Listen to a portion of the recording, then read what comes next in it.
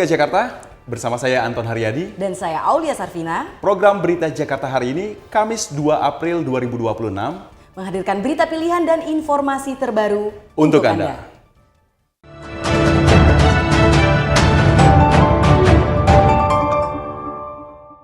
Warga Jakarta, sebelum ke berita utama, kita sudah siapkan berita pilihan apa aja nih, Pi? Nah, dari meja redaksi beritajakarta.id kita sudah siapkan 3 berita pilihan, salah satunya soal penertiban parkir di kawasan Blok M.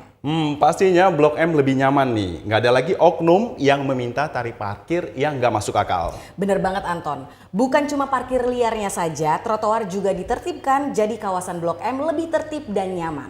Masih banyak berita terbaru untuk warga Jakarta. Informasi selengkapnya warga Jakarta bisa langsung kunjungi website beritajakarta.id, website berita resmi pemerintah Provinsi DKI Jakarta. Penanganan 110 ton sampah di TPS Jalan Pendidikan Cijantung, Jakarta Timur telah rampung. Sebanyak 10 unit truk tipe besar dikerahkan untuk membersihkan tumpukan sampah hanya dalam waktu 2 hari. Kondisi kini kembali normal dan Pemkot Jakarta Timur akan menyiapkan mesin insinerator guna menekan volume sampah ke Bantar Gebang. Warga diimbau tetap aktif melakukan pemilihan sampah sejak dari sumbernya. Puluhan petugas gabungan melakukan penertiban terhadap juru parkir liar di kawasan Blok M Square, Kebayoran Baru, Jakarta Selatan. Penindakan ini merupakan respon cepat atas keluhan masyarakat terkait praktik pungutan parkir ganda. Sebanyak 6 juru parkir liar dikenakan sanksi BAP oleh unit pengelola parkir Dinas Perhubungan. Dalam operasi ini, petugas juga menindak 7 pedagang kaki lima yang berjualan di atas trotoar. Masyarakat diimbau untuk selalu menggunakan fasilitas parkir resmi demi kenyamanan bersama.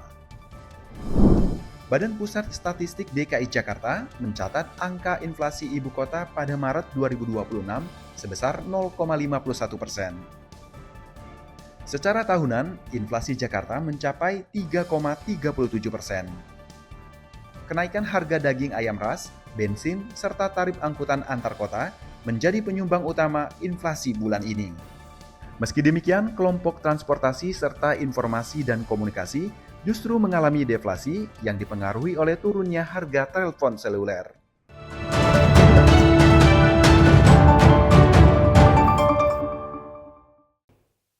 Kita beralih ke berita pertama Berita Jakarta hari ini. Pemerintah Provinsi DKI Jakarta siap menerapkan kebijakan bekerja dari rumah atau work from home setiap hari Jumat bagi aparatur sipil negara. Tapi ada catatan penting nih dari Gubernur DKI Jakarta Pramono Anung. Tidak boleh ada yang menyalahgunakan kebijakan ini, apalagi sampai bekerja dari kafe. Wah benar banget ini Ton, sanksi tegas akan diberlakukan untuk mereka yang melanggar aturan. Ingat ya, work from home, bekerja dari rumah, bukan libur. Menindaklanjuti kebijakan pemerintah pusat, pemerintah Provinsi DKI Jakarta resmi akan memberlakukan sistem kerja work from home atau WFH pada setiap hari Jumat. Meski demikian, Gubernur Pramono Anung menegaskan bahwa WFH bukanlah hari libur, melainkan perubahan lokasi kerja ke rumah masing-masing.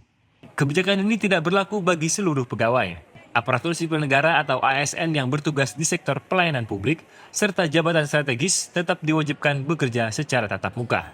Pramono menegaskan akan ada sanksi disiplin bagi mereka yang kedapatan bekerja dari kafe atau tempat umum saat jam kerja berlangsung.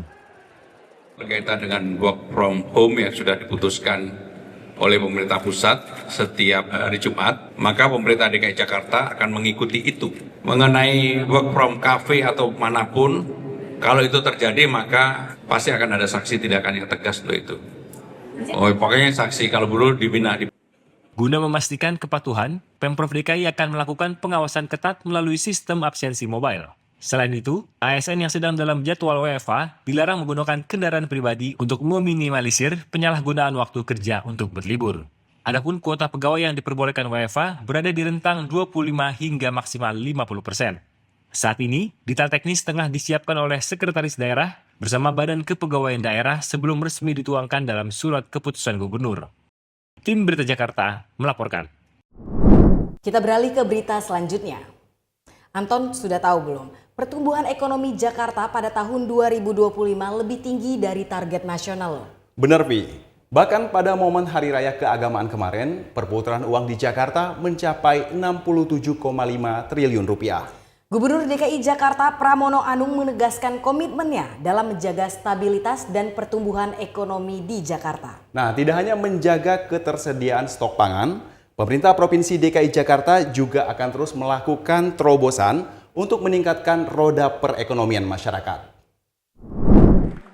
Gubernur DKI Jakarta Pramono Anung saat menerima kunjungan peserta studi strategis dalam negeri Lemhanas RI di Balai Kota Jakarta.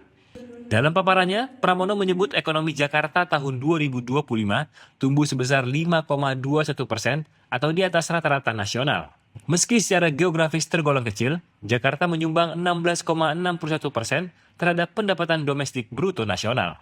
Salah satu terobosan yang dilakukan adalah mengoptimalkan berbagai event budaya dan keagamaan seperti Jakarta Festive Wonders yang berhasil mencatat transaksi hingga 67 triliun rupiah. Kami melakukan berbagai terobosan untuk menjaga momentum agar pertumbuhan ekonomi di Jakarta itu terjaga dengan baik. Jadi Jakarta ini walaupun kecil tapi memberikan kontribusi 16,61% GDP nasional. Sehingga dengan demikian, apapun Jakarta harus dimanage secara baik. Selain perputaran ekonomi, Pramono juga menyoroti pemanfaatan dana non-APBD seperti kompensasi KLB untuk pembangunan infrastruktur dan penanganan banjir senilai 100 miliar rupiah. Gubernur Lemhanas, TBAC Hasan Syadzili, mengapresiasikan keterbukaan Pemprov DKI. AC berharap peserta dapat mempelajari kebijakan ekonomi Jakarta dalam menjaga ketahanan nasional di tengah situasi global yang tidak mudah. Tim Berita Jakarta melaporkan.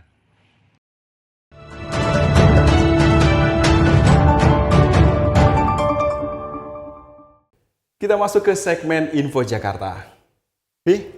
Udah punya agenda mau kemana long weekend ini? Belum punya deh, Ton. Ada rekomendasi nggak nih, Ton? Dari Dinas Kebudayaan Provinsi DKI Jakarta punya agenda seru sepanjang bulan April 2026. Ada apa aja tuh? Mulai dari seni, musik, teater, dan pameran. Wah, pas banget nih, warga Jakarta bisa mengisi hari liburnya sekaligus mendukung kelestarian budaya Jakarta. Berikut jadwal agenda yang telah kami siapkan untuk Anda.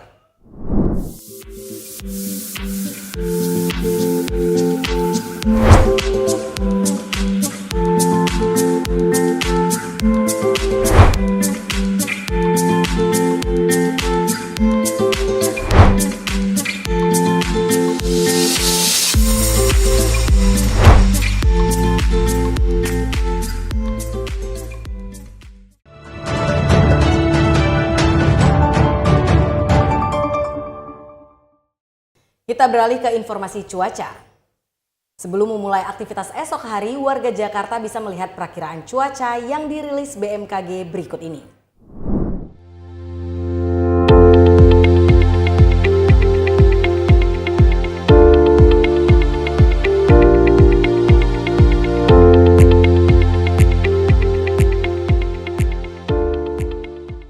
Masyarakat diminta waspada terhadap perubahan cuaca yang terjadi. Demikian program Berita Jakarta hari ini. Ke Mekarta berangkatnya dari Cikini, Cakep, ke Keraton buat selfie-selfie. artinya. Demikian program Berita Jakarta hari ini, saya Anton Haryadi. Dan saya Aulia Sarvina, Pamit undur diri. Menyongsong 5 abad Jakarta. Jakarta kota global dan berbudaya. Sampai jumpa.